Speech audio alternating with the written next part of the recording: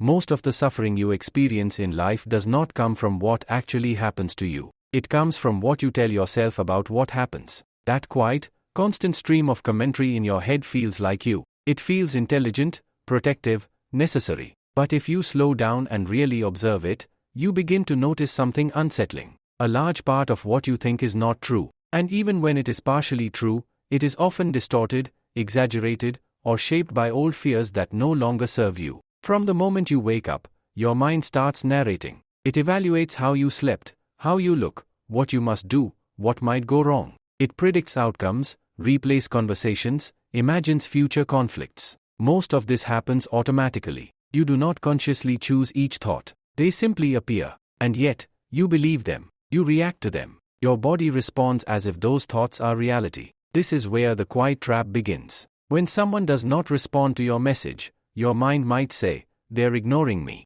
When you make a small mistake at work, it whispers, "You are not good enough." When you think about the future, it paints dramatic pictures of failure or rejection. None of these are facts. They are interpretations. But your nervous system does not know the difference. It reacts to imagined danger as if it were real. What makes this even more complicated is that the mind is not trying to hurt you. It is trying to protect you. It evolved to scan for threats. Thousands of years ago, that scanning kept you alive. Today, it scans for social threats, emotional threats, imagined futures. The mind prefers certainty, even if that certainty is negative. It would rather assume the worst than risk being caught off guard. But this constant vigilance creates suffering. Anxiety is often nothing more than the body reacting to thoughts about a future that has not happened. Regret is often the body reacting to a past that no longer exists. Shame is the body reacting to a story about who you think you are. In each case, the pain feels real, but it is fueled by narrative,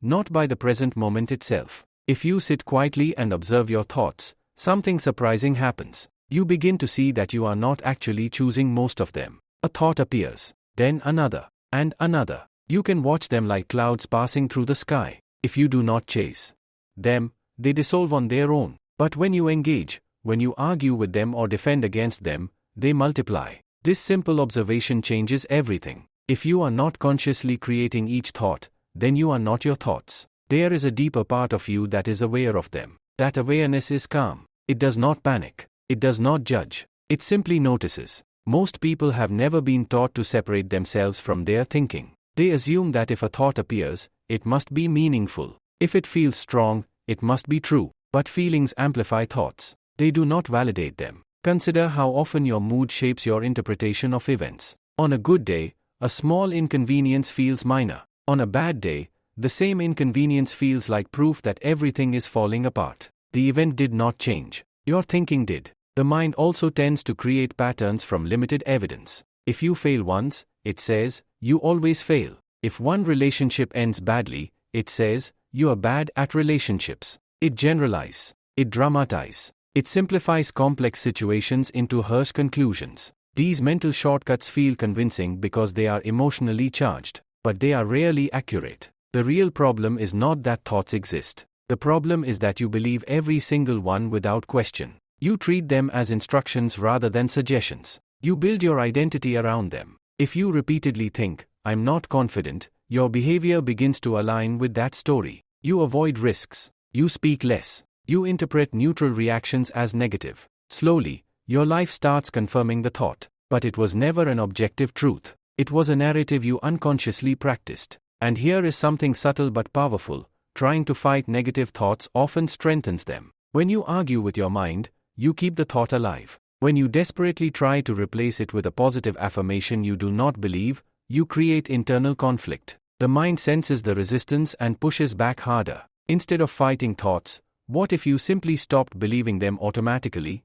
This does not mean you ignore practical thinking. If you have a deadline, you plan. If you make a mistake, you correct it. Functional thinking is useful, but much of what runs through your head is repetitive.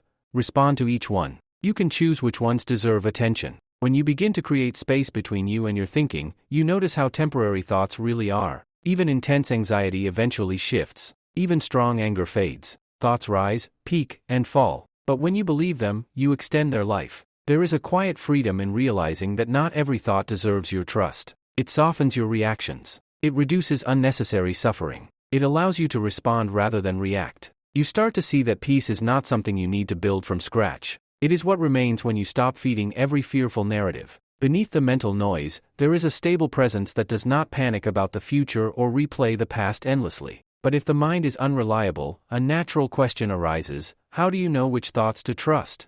And if you are not your thoughts, then who exactly are you? These questions open the door to a deeper understanding of how the mind creates reality, and how stepping back from it can completely change the way you experience life. There is a strange relief that comes when you realize you don't have to solve every thought that appears in your mind. Most people spend their entire lives trying to fix their thinking. They attempt to replace negative thoughts with positive ones, to argue their fears, to analyze every emotion until it makes sense. But the deeper shift does not come from better thinking. It comes from understanding the nature of thought itself. Thoughts are not commands. They are not prophecies. They are mental events that arise automatically based on memory, conditioning, and past experience. If you look closely, you'll notice that the majority of what you think today is a recycled version of what you thought yesterday. The same worries, the same doubts, the same mental scripts. Very little of it is truly new. And yet, each time a thought appears, it feels urgent and important. The mind is incredibly convincing. When it says, "You're falling behind," your body tightens. When it says, "Something bad is going to happen," your heart rate shifts.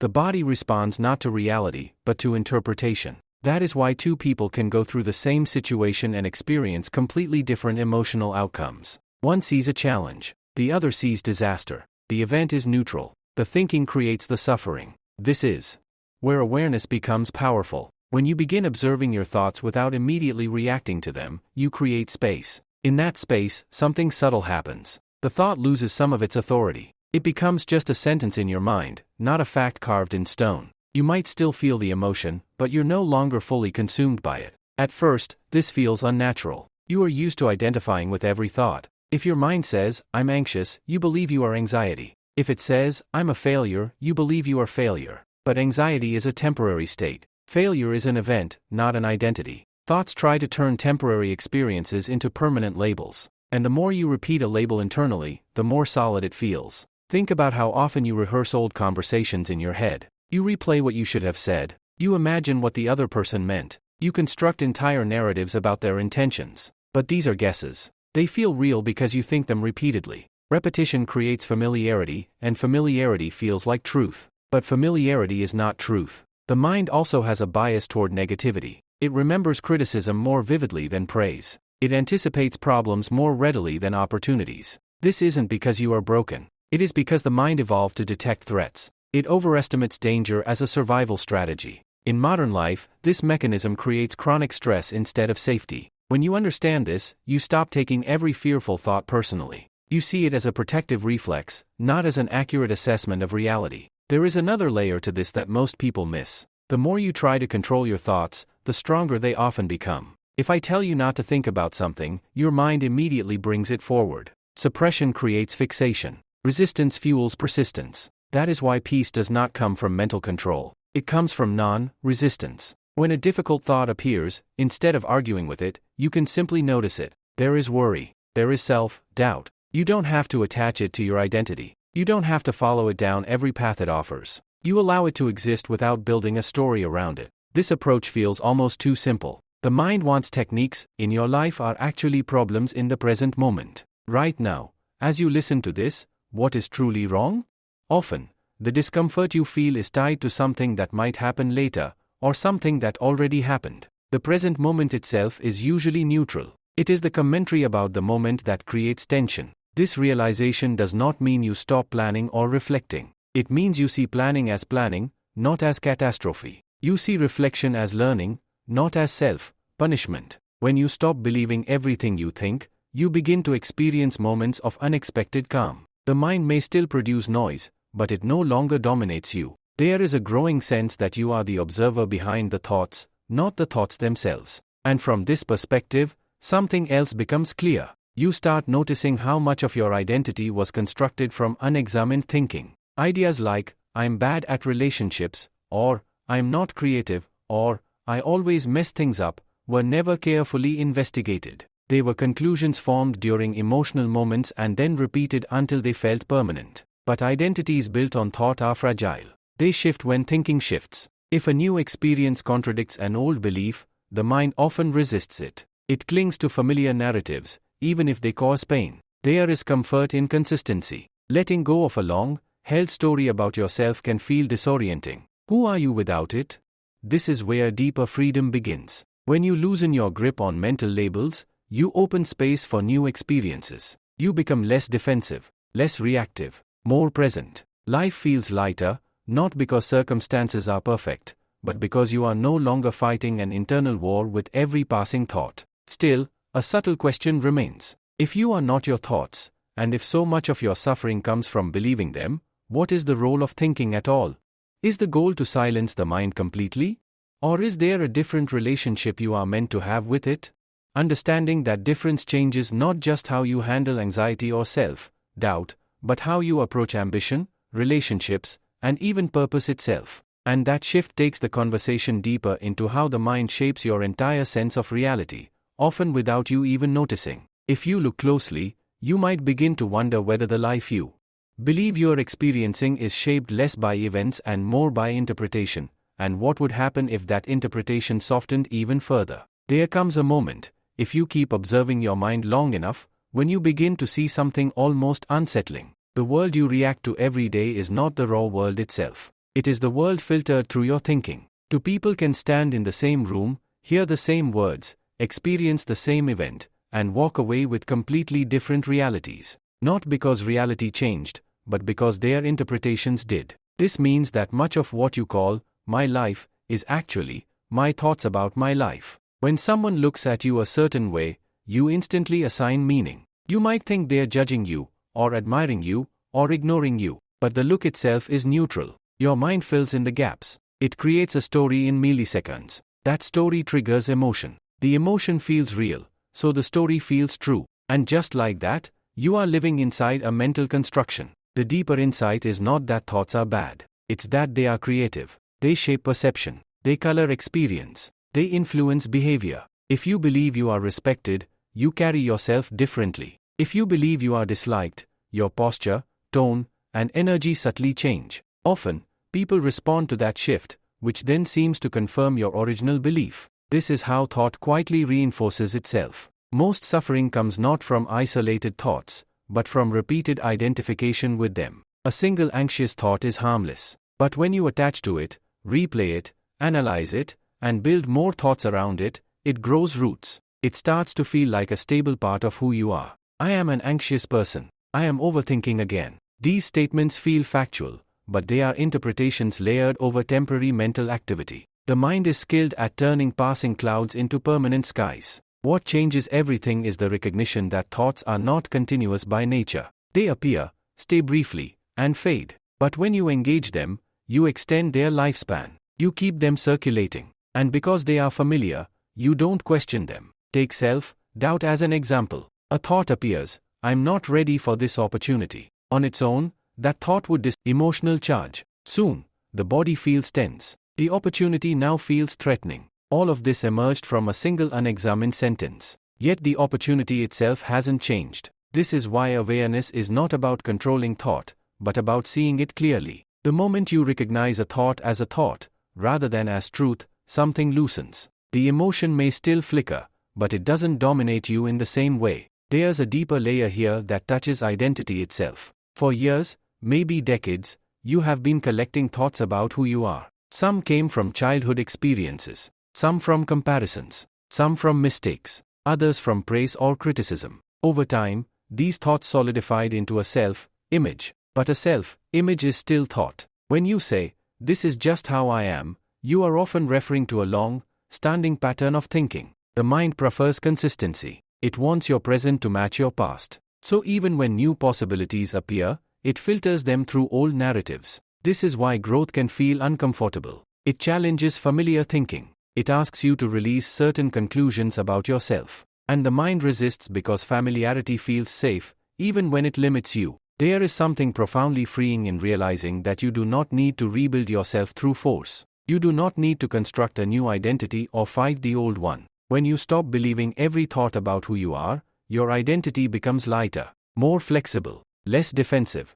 You begin to respond to life instead of reacting from conditioning. This shift also changes how you experience other people. When someone criticizes you, you might notice the immediate defensive thought, they don't understand me. But instead of clinging to it, you simply observe it. The emotion passes faster. You are less consumed. Similarly, when someone praises you, you may feel appreciation without attaching your worth to it. Your sense of self becomes less fragile because it is no longer built entirely on mental commentary. Another subtle change happens in moments of uncertainty. Before, uncertainty triggered a cascade of catastrophic thinking. Now, you might still notice the initial wave of worry, but you don't automatically amplify it. You allow space. In that space, clarity often emerges naturally. Decisions feel less forced. Action feels less driven by fear. You also start noticing how much of your past suffering was extended unnecessarily. Events happened, but the pain lingered because of repeated thinking.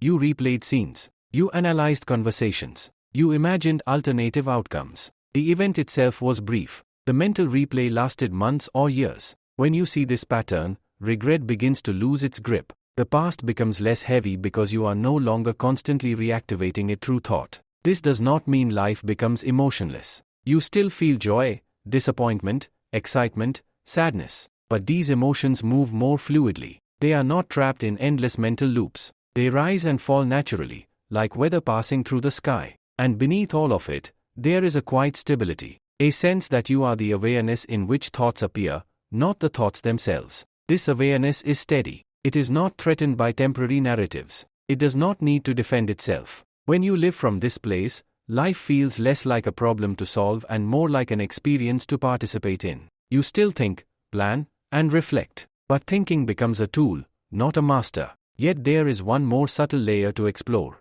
If thoughts shape perception, and perception shapes experience, then what role does attention play? What happens when you deliberately shift where your awareness rests? And could it be that the quality of your life depends less on changing your circumstances and more on understanding the quiet mechanics of your own mind?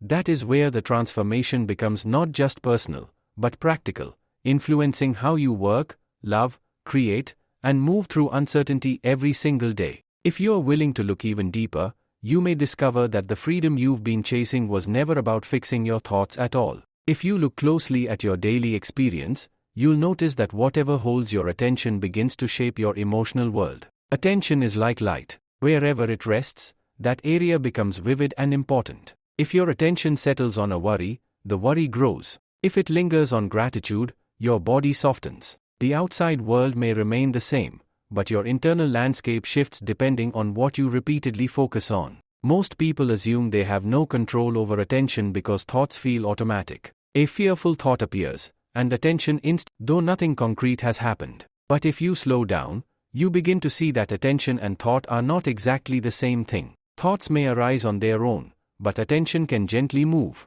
It doesn't require force. It doesn't demand suppression. It simply requires awareness. Imagine sitting quietly and noticing a stressful thought enter your mind. Instead of wrestling with it, you acknowledge it. Then, instead of feeding it with more analysis, you shift your attention to your breathing, or to the feeling of your feet on the ground, or to the sounds around you. The original thought might still hover in the background, but without attention, it weakens. It loses intensity. This is not avoidance. It is understanding how the mind works. The mind thrives on engagement. It wants dialogue. It wants reaction. When you stop giving it constant reinforcement, it naturally quiets. This is why moments of deep presence feel peaceful. Not because life suddenly becomes perfect, but because attention is no longer tangled in mental noise. Consider how often your suffering comes from projecting into the future. You imagine worst-case scenarios. You rehearse failure. You anticipate rejection. Your body responds as if these imagined events are already happening.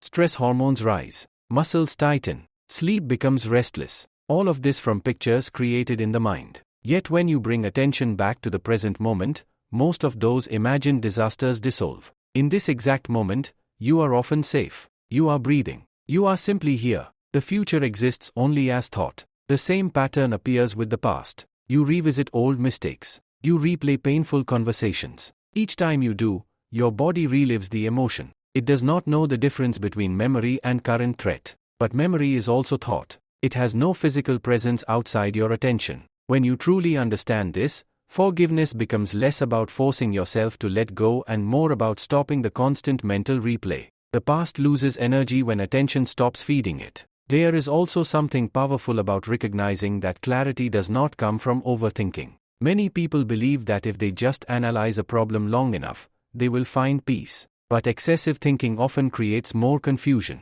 The mind circles the same points repeatedly, mistaking repetition for progress. Real insight tends to appear when the mind is quieter. Think about moments when solutions suddenly came to you, during a walk, in the shower, while resting. In those moments, you were not aggressively searching. You had loosened your grip. Space allowed clarity to surface naturally. This suggests something important. Wisdom is not manufactured through mental pressure. It emerges when thinking settles. That doesn't mean you stop using your intellect. It means you recognize when thinking becomes compulsive rather than constructive. Practical thinking feels purposeful and limited. It addresses a specific issue and then stops. Compulsive thinking feels endless. It repeats without resolution. The more you observe this distinction, the easier it becomes to step out of unnecessary mental loops. Another shift begins to happen in how you relate to uncertainty. Previously, uncertainty triggered frantic mental activity. You tried to predict every outcome to feel secure.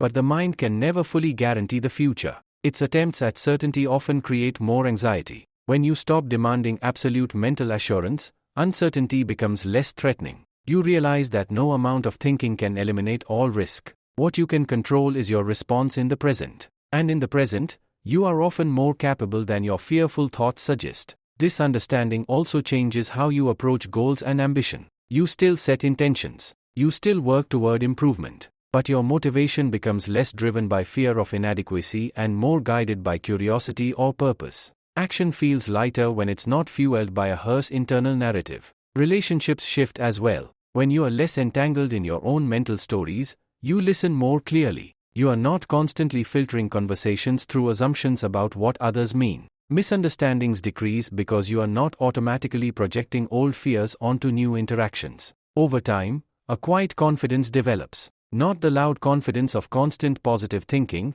but a steady trust in your ability to navigate whatever arises. This trust doesn't come from controlling every thought. It comes from knowing that thoughts are temporary and not always reliable. There is a deep simplicity at the center of this realization. Life unfolds moment by moment. Thoughts comment on vividly. You feel emotions without being overwhelmed by them. You act without overanalyzing every step. There is more space between stimulus and response. In that space, freedom lives. And yet, even with this awareness, the mind will still produce noise. Old patterns may return. Stressful thoughts may resurface during challenging times. The difference now is that you see them for what they are, temporary weather passing through a much larger sky. The real transformation is not about achieving a permanently silent mind. It is about changing your relationship with it. It is about understanding that peace was never hidden behind perfect circumstances or flawless thinking. It was always available beneath the mental chatter. The more you rest in that understanding, the less urgent your thoughts feel. And when thoughts lose their urgency, life regains its depth, its texture, and its quiet sense of possibility. From here, the final shift is not about doing more, but about living from this awareness consistently, in work, in love, in failure, in success, and seeing what kind of life unfolds when you no longer treat every thought as truth. At some point, this understanding stops being just an interesting idea and starts becoming a lived experience. You begin to notice, in real time, the exact moment a thought tries to pull you into a familiar emotional pattern. It might be a flash of irritation in a conversation, a sudden wave of self-doubt before taking action, or a quiet fear about the future when things feel uncertain. In the past, you would have immediately followed that thought wherever it led. Now, there is a pause, and in that pause, everything changes. The pause is subtle. It may last only a second, but within that second, you recognize that what just appeared in your mind is not reality itself. It is a mental interpretation. That small recognition weakens the automatic chain reaction. Instead of spiraling, you observe. Instead of reacting, you consider. Instead of becoming the thought, you watch it. Over time, this creates a different way of living. You stop trying to engineer perfect mental states. You stop chasing constant positivity. You stop fearing occasional negativity. Thoughts are allowed to come and go, like passing conversations in the background. Some are useful, many are not, but none of them define you. This shift brings a deeper sense of emotional resilience. Difficult situations still arise. People still disappoint you. Plans still fall apart. But the suffering doesn't multiply the way it once did. Before, an event happened, and then your thinking amplified it. Now, the event happens, and you meet it more directly, without layering endless commentary on top. This makes you steadier. You begin to realize that much of what you once labeled as overthinking was simply a habit of trying to control uncertainty. The mind believed that if it could just think long enough, analyze deeply enough, anticipate accurately enough, it could prevent pain. But life does not work that way. No amount of mental rehearsal guarantees a smooth path. When you stop demanding that your thoughts provide absolute security, you relax into the present more fully. You still plan for the future, but you no longer live in it. You still remember the past, but you no longer relive it daily. There is a growing appreciation for the immediacy of experience, for simple moments that previously went unnoticed because your mind was elsewhere. Ordinary things begin to feel richer. A quiet walk, a conversation without inner rehearsal, a task completed without constant self-criticism. These moments feel lighter because you are not carrying layers of unnecessary mental weight. Your relationship with yourself softens too. Instead of harshly judging every mistake, you notice the judgment as just another thought. Instead of obsessing over how others perceive you, you see the insecurity as a temporary mental pattern. This softening does not make you passive. It makes you clear. Clear enough to improve where improvement is needed, without attacking your own identity in the process. There is also a new kind of confidence that emerges, not loud or performative, but grounded. It comes from knowing that even if anxious or doubtful thoughts arise, they cannot control you unless you believe them. This confidence is flexible. It allows vulnerability. It allows uncertainty. It does not require perfection. And perhaps the most surprising outcome is a sense of inner quiet that appears more often.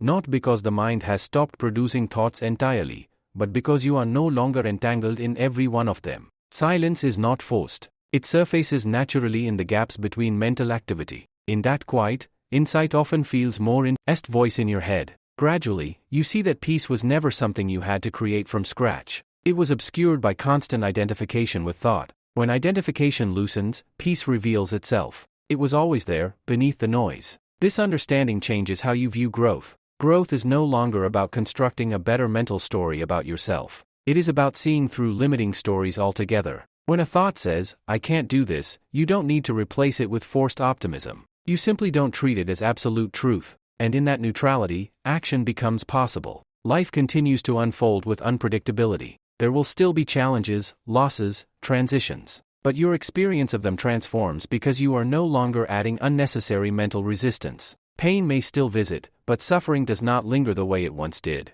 The mind remains a powerful tool. It helps you create, solve problems, communicate, imagine. But it no longer runs unchecked. It no longer defines your worth or dictates your emotional state without question. And as you live this way more consistently, something quiet but profound settles in. You realize that freedom is not about controlling every outcome. It is about not being controlled by every thought. From this place, your actions become more intentional. Your relationships become more genuine. Your ambitions become less fear-driven and more aligned with what truly matters to you. There is a sense of alignment between your awareness and your behavior. In the end, the greatest shift is simple. You understand that thoughts are powerful, but they are not ultimate. They are temporary mental events passing through a deeper field of awareness that is steady and unchanged. When you stop believing everything you think, you don't lose your mind. You reclaim your life. There is a quiet maturity that develops when this way of seeing becomes natural to you. You stop expecting your mind to behave perfectly. You stop being surprised when it produces fear, comparison, or doubt.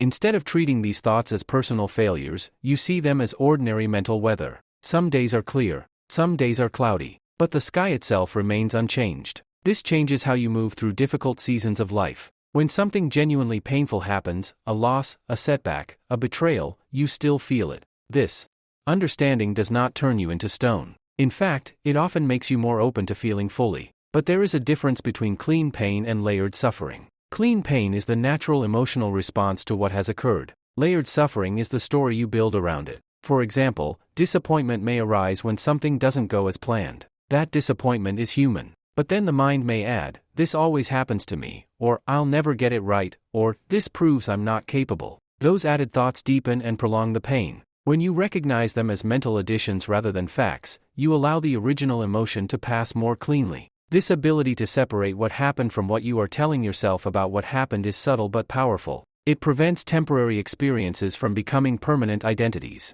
You begin to notice how often people around you are caught in their own unexamined thinking. Someone snaps at you, not necessarily because of you, but because of the story running in their head. Someone withdraws, not because you are unworthy, but because of fears they haven't questioned. Seeing this doesn't make you superior. It makes you compassionate. You understand that much of human behavior is driven by believed thought. This awareness softens conflict. You respond with more patience because you are less entangled in defensive narratives. Instead of instantly reacting to what you assume something means, you allow space. In that space, misunderstandings often dissolve before they escalate. Your relationship with ambition evolves too. Earlier in life, you may have been driven by thoughts like, I need to prove myself, or I'll be valuable when I achieve this. Those thoughts create urgency and pressure. Even success feels temporary because the mind quickly moves the goalpost. When you no longer believe that your worth is tied to achievement, your work becomes cleaner. You pursue goals because they interest you, challenge you, or align with your values,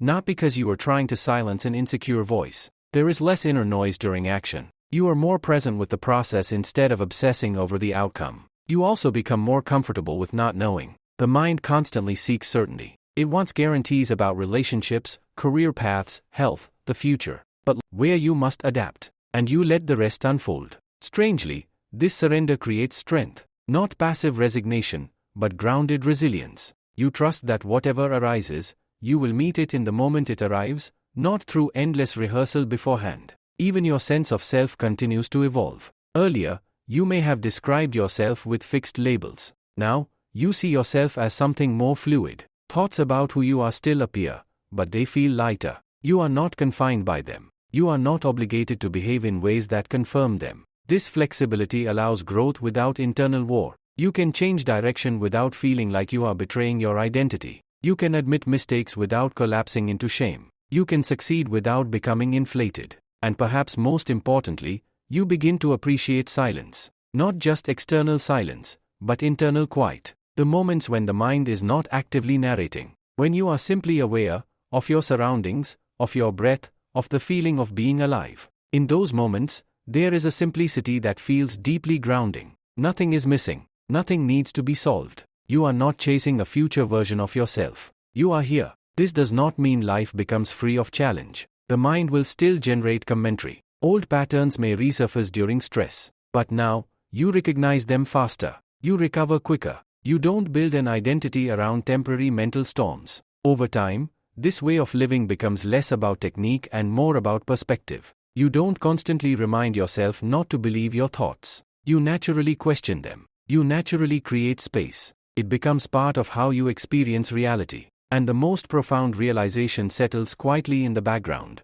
You were never your thoughts to begin with. They were experiences moving through you, not definitions of you. When you live from that understanding, life feels less like a battle inside your head and more like a direct encounter with the present moment. There is more clarity, more steadiness, and a deeper sense of freedom, not because you controlled your mind, but because you stopped letting it control you. From here, the journey is no longer about fixing yourself. It is about continuing to live with awareness, allowing thoughts to come and go, while resting in the stable presence that has been there all along. As this way of living settles into you, something very subtle begins to shift in how you experience time itself. In the past, your days may have felt rushed, crowded with mental noise, pulled constantly between regret and anticipation. Now, there is more space inside each moment, not because you suddenly have fewer responsibilities, but because your attention is no longer scattered across endless imagined scenarios. You start to notice how rarely life is actually happening in the dramatic way your thoughts predict. Most moments are simple,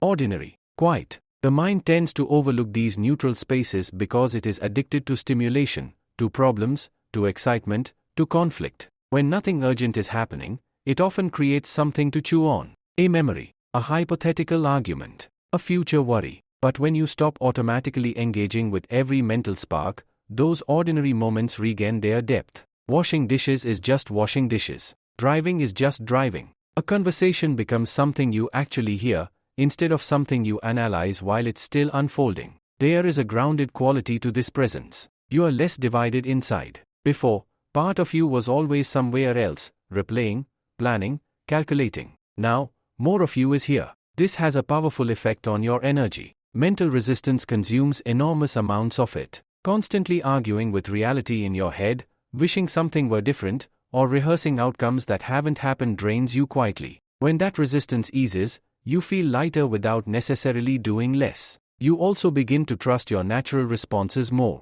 Without layers of overthinking, decisions often become simpler. You assess what is in front of you, consider what matters, and act. There is less internal debate fueled by fear-based stories. Even when you don't know the perfect answer, you are willing to move forward and adjust along the way. This flexibility replaces the old need for certainty. Fear still arises at times. It's part of being human. But instead of spiraling into, "What if this ruins everything?" you recognize fear as a sensation moving through your body, supported by a thought that may or may not be accurate. You feel it without dramatizing it. And because you don't amplify it, it passes more quickly. The same is true for moments of meaningless. It makes it precious. Relationships deepen in a quiet way. When you are not constantly filtering interactions through your own mental narratives, you listen more openly. You're less defensive because you're not protecting a fragile story about yourself. You allow others to be complex, imperfect, evolving, just as you are. This doesn't mean you tolerate harmful behavior. It means your boundaries come from clarity rather than reactivity. You can walk away from what doesn't align with you without creating a dramatic internal saga around it. Another interesting shift happens around comparison. The mind loves to measure success against others, appearance against standards, progress against timelines. When you believe these thoughts unquestioningly, you live in a constant state of evaluation. Am I ahead? Behind? Enough? But when you see comparison as just another mental habit, its grip weakens. You recognize that someone else's path has little to do with yours. The urgency to measure your worth fades. What remains is a quieter focus on what feels authentic to you. This is where a deeper sense of contentment begins to grow. Not complacency, but contentment. You can still strive, create, improve, but you're no longer running from an internal voice that says you are incomplete. Over time, this way of seeing reshapes your understanding of freedom. You may have once believed freedom meant changing your circumstances, earning more, achieving more, escaping certain environments. While external changes can improve your life, they do not guarantee inner peace. Without awareness, the same patterns of thought follow you into every new situation. Real freedom turns out to be internal. It is the freedom from compulsively believing every story your mind produces. It is the ability to experience a thought without being owned by it. And this freedom is available in small, everyday moments. When criticism comes and you don't collapse into self-doubt. When uncertainty appears and you don't rush to catastrophic conclusions. When a memory surfaces and you let it fade instead of reliving it. Gradually, you realize that nothing magical was added to you. No new identity was constructed. Instead, something false was loosened. The tight grip on mental narratives relaxed. Beneath it, there was always a steady awareness, capable of clarity and calm. Life continues to unfold with its natural mix of beauty and challenge. But you meet it differently now. Less entangled, less reactive, more awake. And in this quiet wakefulness, there is a profound simplicity. You don't have to control every thought. You don't have to perfect your mind. You only need to remember, again and again, that thoughts are experiences, not ultimate truths. When that remembering becomes natural, you move through the world with a kind of ease that doesn't depend on circumstances. You act when action is needed. You rest when rest is needed. You feel without drowning. You think without being trapped. And in that steady balance between awareness and thought, you discover something that had been hidden in plain sight all along, a quiet, grounded peace that was never waiting in the future, but always available beneath the noise of believing everything you think. In the end, what changes most is not your external life, but your relationship with your inner world. The situations around you may still rise and fall, opportunities may appear and disappear, people may come and go. But the constant tension that once came from wrestling with your own mind begins to fade. You no longer treat every thought as an emergency. You no longer assume that intensity means truth. There is a steady understanding now that the mind is a storyteller. It takes fragments of memory, pieces of imagination, flashes of emotion, and weaves them into convincing narratives. Sometimes those narratives are useful. They help you plan, create, solve problems. Other times they are protective exaggerations, old fears wearing new masks. The difference is that you can see the storytelling happening. When a thought arises like, "This might fail," you don't immediately collapse into it. You notice it. You might even thank it for trying to protect you. But you don't automatically let it decide your direction. You weigh it calmly, grounded in the present instead of lost in projection. This creates a kind of inner steadiness that feels deeply adult. Not hardened, not cynical, but grounded. You understand that your mind will always generate possibilities, good and bad. Its job is to imagine. Your job is to discern. And discernment only becomes possible when you are not fused with every thought. You may begin to reflect on how many years were spent living inside assumptions. Assumptions about your limit, repeated until they felt like facts. Now, when a limiting belief surfaces, you don't rush to destroy it or replace it. You simply question its authority. Is this absolutely true? Or is it a familiar voice repeating something old? Often, just that small gap of curiosity weakens the belief enough for you to move forward anyway. This doesn't mean you become passive or indifferent. On the contrary, your actions often become more aligned. When you're no longer acting from fear-driven thinking, your choices feel clearer. You say yes because you genuinely want to, not because you're trying to prove something. You say no without excessive guilt because you're not constructing a dramatic story about what it means. Even your inner dialogue softens. Where there was once harsh criticism, there is now observation. Where there was once urgency, there is patience. You recognize that growth unfolds naturally when it's not forced through self-attack. There is also a deeper trust that develops, not in the sense that everything will always go your way, but in your ability to handle what comes. This trust isn't built on positive affirmations. It's built on experience. You've seen thoughts rise and fall. You've seen fears that never materialized. You've survived difficult emotions before. You know now that thoughts can feel overwhelming without being permanent. That knowledge becomes quiet strength. When uncertainty appears, you don't scramble as quickly. You understand that the mind hates open loops. It wants resolution immediately. But life rarely offers instant clarity. Instead of forcing premature conclusions, you allow space. And in that space, solutions often emerge more organically than when you try to think your way into certainty. There is something deeply freeing about no longer trying to control your internal experience at all times. If sadness comes, you let it be there without adding a dramatic narrative about your entire life. If excitement comes, you enjoy it without fearing its loss. Emotions move more fluidly when they are not constantly judged or analyzed. Over time, this way of living feels less like a practice and more like a natural orientation. You don't have to remind yourself constantly not to believe everything you think. It becomes obvious that thoughts are transient. You see their beginning and their end. You watch them shift depending on your mood, your environment, even your level of fatigue. How could something so changeable define who you are? And perhaps the most profound realization is this: beneath all thought, beneath all mental movement, there is a stable awareness that has always been present. It was there in childhood, before complex self-concepts formed. It has been there through every success and every mistake. It does not argue. It does not panic. It simply notices. When you rest more often in that awareness, life feels direct, immediate, less filtered. You still think when thinking is needed. You still plan and reflect. But you are no longer imprisoned by your own mental creations. This doesn't make you perfect. It makes you free. Free to act without over-identifying. Free to feel without drowning. Free to grow without condemning yourself for where you started. Free to let thoughts come and go without building your identity around them. In the quiet space that opens up, you realize something simple yet transformative. The mind was never the enemy. It was just misunderstood. The suffering came not from thinking itself, but from believing that every thought was truth. And once you truly see that, once you live from that clarity, the weight you carried for so long begins to fall away. What remains is a grounded presence, capable of meeting life as it unfolds, without the constant need to argue with it in your head. That is the shift. Not a dramatic transformation, but a gentle awakening. A recognition that peace was never about fixing your thoughts. It was about seeing through them. And from that understanding, you move forward, lighter, clearer, and deeply awake to the simplicity of being here. As you continue living with this awareness, something almost paradoxical begins to happen. The less you try to control your mind, the more balanced it feels. The less you chase happiness through thought, the more natural contentment becomes. It's as if the struggle itself was the source of so much tension, and once that struggle softens, your system recalibrates on its own. You start to see how much of modern life quietly encourages over-identification with thinking. Constant comparison, endless information, pressure to optimize every detail of your existence. The mind is fed non-stop stimulation, and then you wonder why it doesn't rest. This awareness changes how you consume information. You become more selective.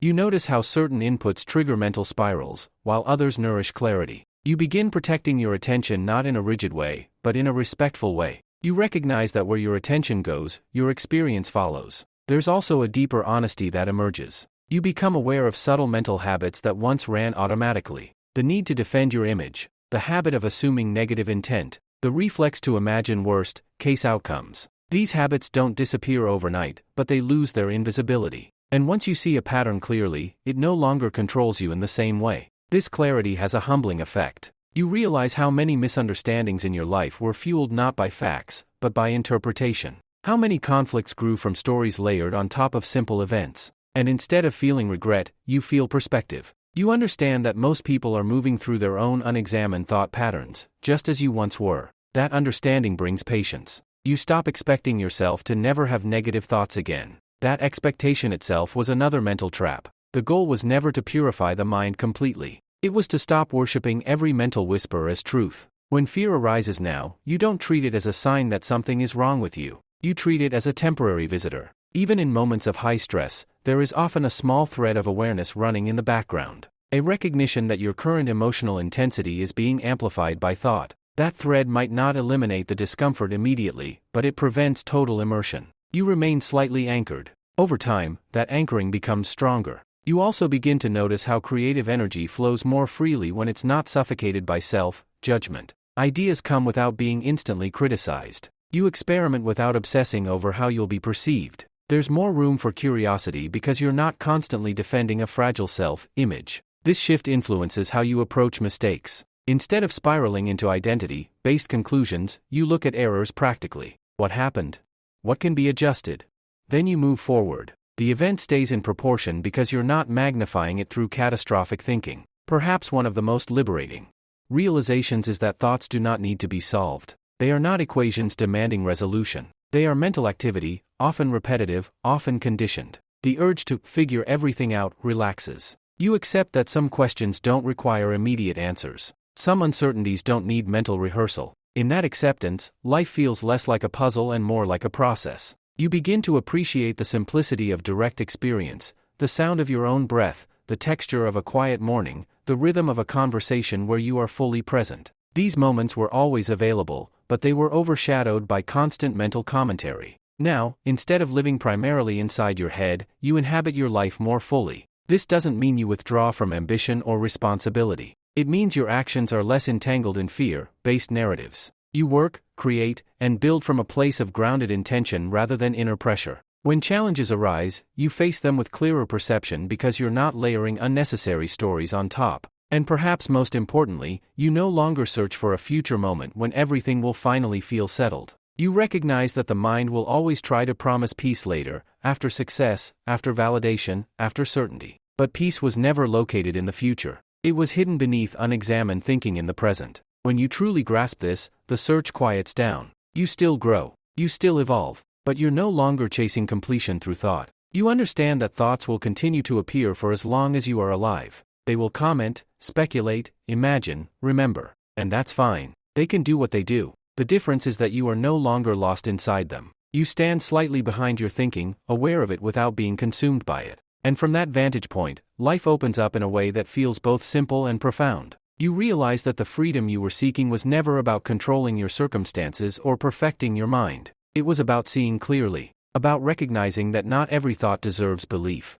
about understanding that awareness itself is stable, even when the mind is not. And in that understanding, something settles deeply inside you, not as a dramatic revelation. Good. Eventually, this way of seeing becomes so natural that you almost forget there was a time when every thought felt personal and urgent. You move through your days with a quieter mind, not because it never speaks, but because it no longer dominates. The commentary still appears, but it feels lighter, less authoritative. It's like background radio instead of a commanding voice. You begin to trust silence more than mental noise. There was a time when silence felt uncomfortable. When the mind wasn't busy solving or replaying, there was a subtle restlessness. Now, silence feels grounding. It feels like returning home. In those quiet internal spaces, you're not lacking anything. You're not trying to become someone else. You're simply present. This presence reshapes even your understanding of happiness. Earlier, happiness may have seemed tied to achievement, validation, or the absence of problems. Now you see that happiness is often just the absence of mental resistance. When you are not arguing with reality in your head, there is a natural ease.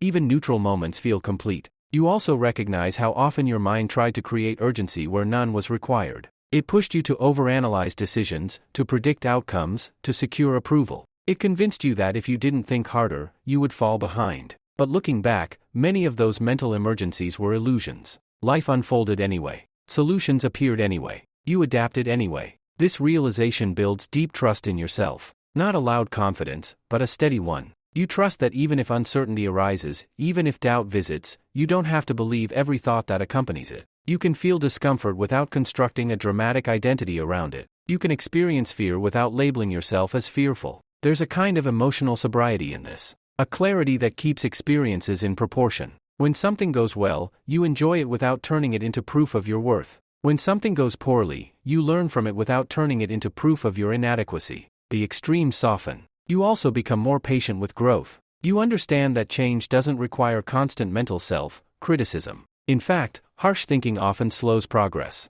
Real growth tends to happen when there is space to reflect without judgment, space to experiment without fear, space to rest without guilt. The more you live this way, the more you see that many internal struggles were built on unquestioned assumptions. Assumptions like, I should be further by now, or I must always feel motivated, or if I'm anxious, something is wrong. These thoughts shaped your emotional landscape for years. But once examined, they lose their grip. You start to experience life less as a problem to fix and more as something to engage with directly. Conversations feel richer because you're not rehearsing your next line. Work feels clearer because you're not battling constant self-doubt in the background. Even solitude feels different, less like isolation, more like spaciousness. Perhaps the most profound change is how you relate to yourself. The harsh inner critic, once believed without question, becomes just another passing voice. You don't silence it with force. You simply stop giving it authority. And without authority, it weakens naturally. In this clarity, self-compassion arises almost effortlessly.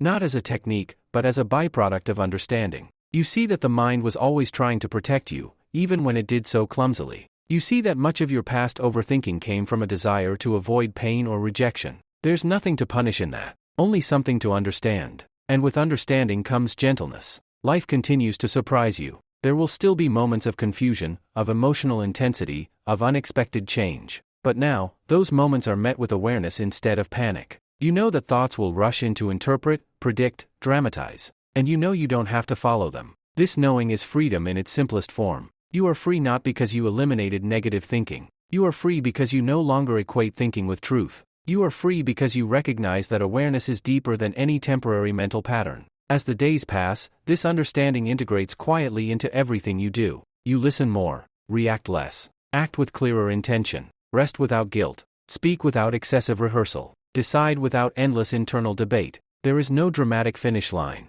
no final moment where the mind becomes permanently silent. Instead, there is an ongoing relationship, a respectful distance between you and your thoughts. They arise, they fade. Believe everything you think. You were meant to see through it, gently and consistently, until what remains is a clear, grounded experience of being alive, here, now, without the unnecessary weight of every passing story. When you look back at who you were before this shift, it almost feels like remembering a different person. Not because your personality changed completely, but because your relationship with your own mind was so different. Back then, every thought felt intimate and defining. If the mind said you were behind in life, you felt behind. If it said you weren't good enough, you carried that weight into every room. There was no separation between the voice and the listener. Now there is space. And that space changes everything in quiet, practical ways. You wake up in the morning and notice the first wave of thoughts beginning to form. Plans for the day, small worries, lingering emotions from yesterday. Instead of being immediately swept into them, you observe them like movement on the surface of water.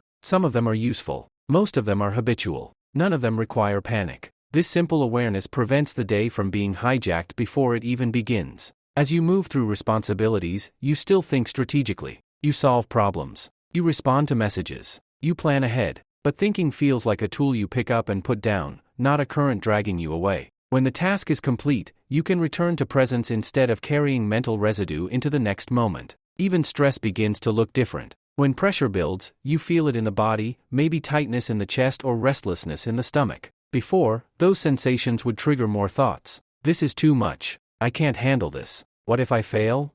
Now, you notice the physical sensation first. You allow it to be there without immediately constructing a catastrophic story around it. And often, without the story, the sensation softens faster than you expect. You begin to understand that much of emotional intensity is fueled by resistance. The mind doesn't just experience discomfort, it argues with it. It demands that it go away immediately. But when you stop fighting the presence of a feeling, it tends to move more fluidly. What once felt overwhelming becomes manageable. This doesn't make you passive in life. In fact, it makes you more effective. You respond to situations based on what is actually happening, not based on a dramatic internal narrative. If something needs to be addressed, you address it. If a boundary needs to be set, you set it. But you do it from clarity rather than reaction. You also begin to see how much creativity and intuition were once drowned out by noise. When the mind is constantly talking, subtle insights struggle to surface. Now, in moments of quiet, ideas emerge naturally. Solutions appear without strain.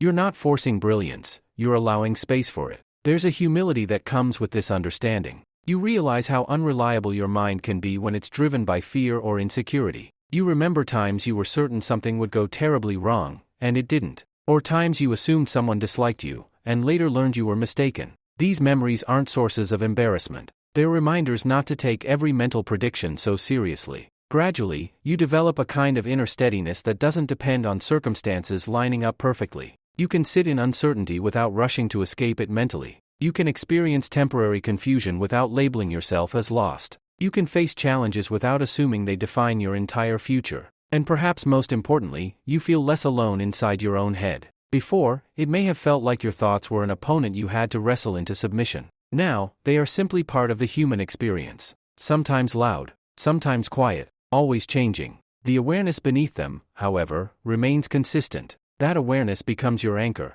not in a mystical sense, but in a practical one. It allows you to step back during arguments instead of escalating them. It allows you to pause before sending a reactive message. It allows you to choose rest instead of pushing yourself from an anxious narrative of never enough. This shift doesn't mean you never fall back into old patterns. There will still be days when thinking speeds up, when emotion feels heavy, when you momentarily forget everything you've understood. But even then, something inside you recognizes what's happening sooner. You recover faster. You return to clarity more gently. Over time, this gentle returning becomes second nature. You no longer expect perfection from yourself. You don't demand a sign or perfecting yourself image. It was found in recognizing the difference between awareness and the stories that pass through it. And in that recognition, something profound settles into place. You move through the world not as someone trying to fix their mind, but as someone who understands it. You listen to it when it's useful. You question it when it's dramatic. You ignore it when it's repetitive. You respect it without surrendering to it. This is the quiet mastery that develops, not mastery over life, but mastery over identification. You are still human. You still think, feel, hope, and fear, but you are no longer trapped by every passing mental wave. You stand steady beneath it all, aware, present, and free enough to let thoughts come and go without building your identity around them. And from that steady ground, life unfolds with a simplicity that once seemed impossible, not because the world became easier, but because you stopped believing every story your mind tried to tell you about it. At this stage, the transformation is no longer dramatic or noticeable from the outside. It is quiet, internal, almost invisible. But to you, it changes the texture of everyday life. The constant pressure to mentally manage everything has eased. You are no longer trying to monitor, correct, and perfect every thought that arises. You let the mind do what it naturally does, while you remain rooted in something deeper. There is a simplicity in this way of living that feels almost childlike, yet deeply mature. You respond to what is in front of you. You rest when you are tired. You act when action is needed. You no longer create layers of unnecessary commentary about what each moment means about you. If a day feels slow, you don't immediately label it unproductive. If you feel unmotivated, you don't turn it into a character flaw. If someone misunderstands you, you don't automatically spiral into self-doubt. The mind may offer those interpretations, but you see them as options, not conclusions. This shift changes how you experience progress. You understand that growth is not a straight line. Some days are clear and focused, others feel scattered. Earlier, a scattered day might have triggered harsh internal judgment. Now, it is simply part of the rhythm of being human. You adjust gently instead of attacking yourself. There is also a deeper appreciation for emotional honesty. When sadness appears, you don't rush to override it with forced positivity. When frustration surfaces, you don't pretend it isn't there. But you also don't amplify these feelings with dramatic mental stories. You allow emotions to move naturally, without building an identity around them. You realize that much of the exhaustion you once felt came not from life itself, but from resisting your own internal experience, fighting thoughts, arguing with emotions, trying to force certainty. Now that resistance has softened, your energy feels more available. Not because you are doing less, but because you are no longer carrying unnecessary mental weight. Your relationships reflect this change. You listen without immediately preparing a defense. You speak without editing every word in your head. You allow space in conversations. There is less need to control how you are perceived because your sense of self is no longer so fragile. Even your ambitions feel cleaner. You still care about your goals. You still work toward improvement. But the drive no longer comes from an inner voice saying you are incomplete. It comes from genuine interest, curiosity, or purpose. This makes the process itself more fulfilling, regardless of outcome. And outcomes no longer determine your internal stability the way they once did. Success is appreciated, but it doesn't inflate your identity. Failure is examined, but it doesn't destroy it. Both are experiences, not definitions. There is a grounded acceptance that life will continue to bring uncertainty. The mind will still attempt to predict, to calculate, to worry. But you no longer see those mental movements as urgent commands. They are possibilities, not realities. You respond to real situations as they arise, instead of rehearsing every potential future. In quiet moments, you may reflect on how much of your earlier suffering came from unquestioned belief in your own thinking. How often a single thought shaped your mood for hours. How many opportunities you hesitated on because of imagined outcomes. There is no bitterness in this reflection, only clarity. You understand now that the mind is powerful, but not absolute. It creates convincing narratives, but those narratives are fluid. They change with perspective, with mood, with new information. Awareness, however, remains steady beneath all of it, and this awareness becomes your home base. Simply remembering what you already know, thoughts are events in consciousness, not the core of who you are. With this remembering, you move through life with greater ease. You still plan, dream, and reflect, but you are no longer entangled in every mental thread. You allow thinking to serve you rather than define you. In the end, the shift is beautifully ordinary. You wake up, you live your day, thoughts come and go, emotions rise and fall, and through it all, there is a steady presence, quiet, aware, unchanged. You don't need to silence your mind to find peace. You don't need to eliminate doubt to feel confident. You don't need to control every thought to live clearly. You only need to see thoughts for what they are, temporary, shifting, often helpful, sometimes misleading, but never the full truth of who you are. When that understanding settles deeply, life becomes lighter. Not perfect, not without challenge, but lighter. You stop carrying stories that no longer serve you. You stop mistaking every mental whisper for reality. And in that lightness, you discover something that was always there beneath the noise, a steady awareness, capable of meeting each moment as it is, without the burden of believing everything you think. As this understanding becomes fully integrated into your life, you begin to notice something almost surprising. You are no longer searching for a final breakthrough. There was a time when you believed that one day you would finally fix your mind, reach permanent clarity, and never struggle again. Now you see that this expectation was just another thought, another ideal created by the same mind you were trying to quiet. There is no final mental destination. There is only ongoing awareness. This realization brings a deep sense of relief. You no longer measure your progress by how few negative thoughts you have. You measure it by how lightly you hold them. Some days your mind will be calm, other days it will be busy. But busyness no longer means failure. It simply means you are human. You've learned that peace does not come from controlling mental activity. It comes from not being controlled by it. In practical terms, this shows up in subtle but meaningful ways. When you make a mistake, you correct it without turning it into a dramatic internal narrative. When you receive criticism, you evaluate it without collapsing into self-judgment. When you experience success, you enjoy it without attaching your entire identity to it. Your inner world has become less extreme. Before, small events could trigger large emotional swings because they were filtered through rigid beliefs. Now, events stay closer to their actual size. A setback is a setback, not a life sentence. An awkward moment is a moment, not proof of inadequacy. You see how the mind used to magnify everything through storytelling. There is also a deeper sense of personal responsibility, not in a heavy way, but in a clear one. You understand that while you cannot control every thought that arises, you can choose how much authority you give it. You are responsible for whether you feed a narrative or let it pass. This responsibility feels empowering rather than burdensome. As a result, you feel more grounded in decision-making. You don't rush to act just because a fearful thought demands urgency. You don't avoid action simply because doubt appears. You weigh things with presence. You ask yourself what is real in this moment, not what your imagination predicts.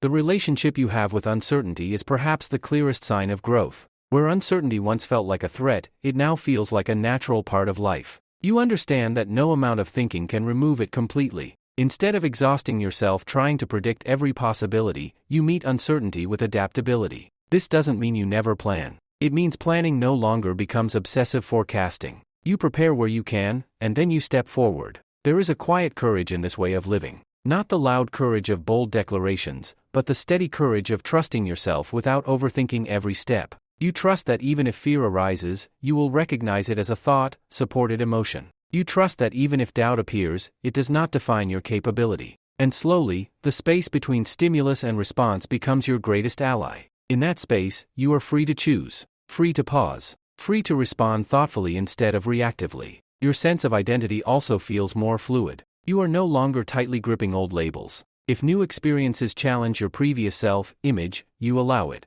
You are not trapped by who you used to think you were. You understand that identity is often just accumulated thought. Because of this, moments of reflection, you might recognize how simple this entire shift truly is. Nothing external needed to change. You didn't acquire a new personality. You didn't eliminate thought. You simply stopped believing that every mental sentence deserved obedience. That single shift, from identification to observation, changes everything. Life still contains complexity. There are still challenges, emotions, responsibilities. But your internal relationship to them is different. There is more breathing room, more steadiness, more clarity. You no longer chase peace as something distant. You recognize it as the natural state that appears when mental resistance subsides. It was never hidden in achievement, approval, or perfect circumstances. It was covered by unquestioned thinking. And now, having seen through that pattern, you move forward with a grounded simplicity. Thoughts will continue to arise for as long as you live.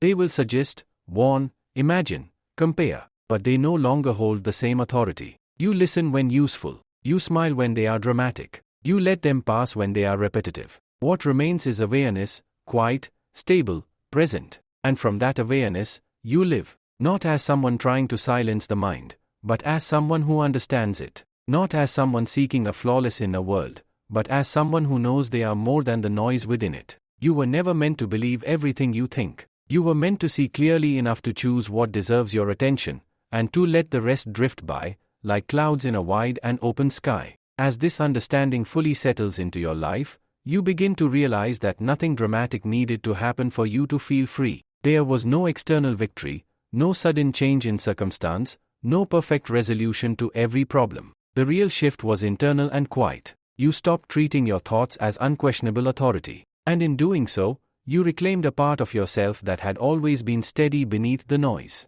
What's most striking is how ordinary life continues to be. You still wake up with responsibilities. You still face uncertainty. You still experience moments of doubt, irritation, excitement, and hope. But these experiences no longer spiral into identity-level conclusions. They pass through you instead of defining you. You may notice now that when a heavy thought arises, it feels less convincing than it once did. It might still sound persuasive for a moment, but there is a deeper knowing in the background. A calm recognition that says, this is just a thought. That recognition alone softens its grip. You don't rush to fix yourself anymore. You don't immediately assume that discomfort means something is wrong. Sometimes discomfort simply means you are stretching, learning, or moving through something unfamiliar. And instead of layering judgment on top of it, you allow it to exist. This creates emotional durability, not hardness, but resilience. You bend without breaking because you are no longer holding tightly to rigid mental narratives.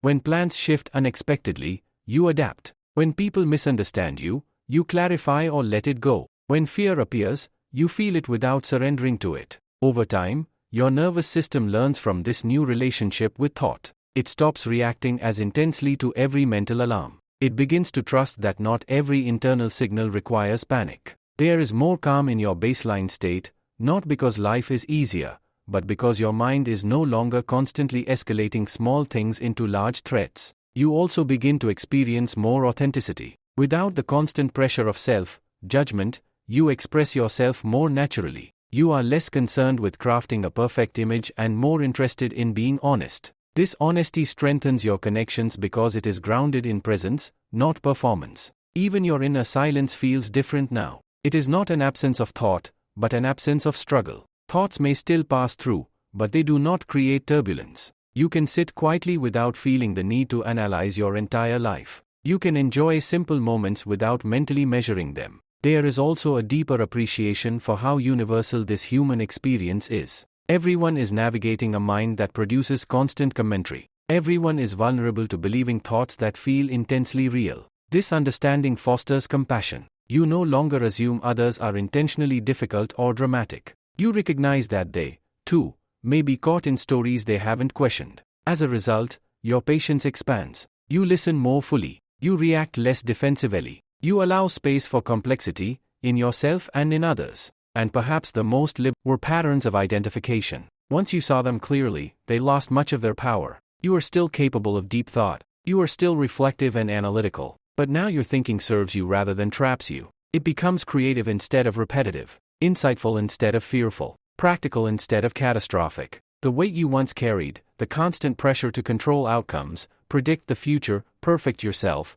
gradually dissolves. In its place is a steadier way of being. You move through the world with awareness as your anchor. And in quiet moments, you may notice something simple but profound. You feel lighter. Not because life has removed all its challenges, but because you are no longer adding unnecessary suffering on top of them. You are no longer arguing with every passing thought. You are no longer mistaking mental noise for ultimate truth. This is not the end of growth. It is the beginning of living more directly. You understand now that thoughts will continue to come and go for the rest of your life. They will praise and criticize, imagine and remember, hope and fear. But you will meet them differently. You will meet them with space, with awareness, with the quiet confidence that you are not defined by the sentences passing through your mind. And from that grounded awareness, you live more freely, not because your mind is silent, but because you no longer believe everything it says. By now, the shift feels less like something you practice and more like something you embody. You don't wake up reminding yourself of principles or repeating mental instructions. You simply live with a quieter understanding running in the background.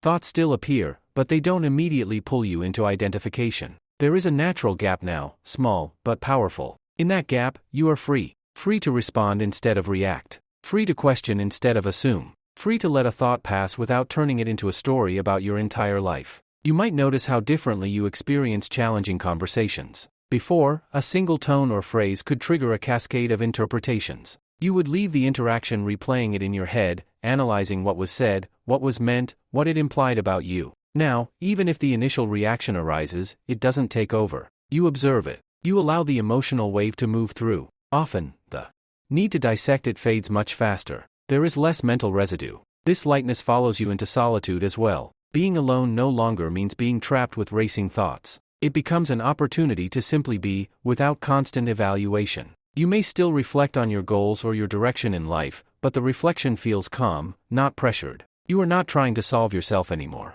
You've also stopped chasing a flawless inner world. You understand that a human mind will always produce contrast, confidence and doubt, clarity and confusion, optimism and fear. These opposites no longer feel like signs of inconsistency. They feel like movement. And movement is natural. Because of this, you don't panic when old patterns briefly resurface. If overthinking shows up during stress, you notice it sooner. If self-criticism creeps in, you don't merge with it completely. The recovery is quicker. The awareness returns gently. There is something deeply stabilizing about knowing that no thought has permanent authority over you. This understanding also reshapes how you approach long-term uncertainty. You no longer demand a perfectly mapped out future before taking steps forward. You are willing to move with partial clarity. You accept that growth often happens through experience, not through endless mental preparation. The mind may still attempt to predict outcomes in detail, but you no longer treat its predictions as destiny. You gather information. You consider risks. Then you act.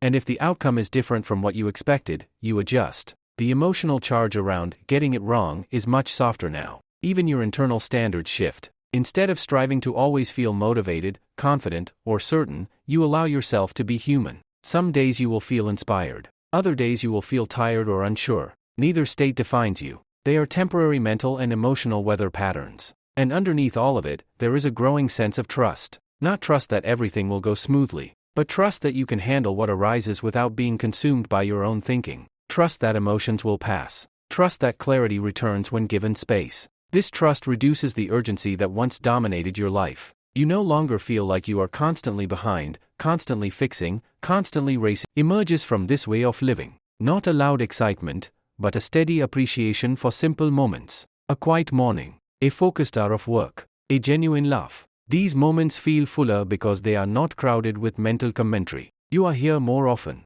present not because you forced yourself into mindfulness, but because you are no longer pulled away by every thought that arises. Attention rests more easily in the moment when it isn't constantly hijacked by imagined futures or replayed pasts. And perhaps the most meaningful change is how you see yourself. You no longer define yourself by your loudest thoughts. You don't reduce yourself to labels built from temporary emotions. You recognize that who you are is deeper than the mind's running commentary. There is a steady awareness that has been with you through every stage of your life. It watched your childhood thoughts. It watched your teenage doubts. It watched your adult ambitions and fears. That awareness has never been damaged by a negative thought. It has never been improved by a positive one. It simply observes. Living from that awareness feels grounded and honest. You still think. You still dream. You still plan. But you are no longer trapped in the illusion that every mental sentence is a command. You choose which thoughts to engage with and which to let drift away. And in that choice, there is quite freedom. You don't need to silence your mind to live well. You don't need to eliminate doubt to move forward. You only need to remember, gently and consistently, that thoughts are experiences, not absolute truths. When that remembering becomes natural, life unfolds with more clarity, more steadiness, and far less unnecessary suffering. And that is where everything truly changes, not in the world outside you, but in the simple, powerful decision to stop believing everything you think.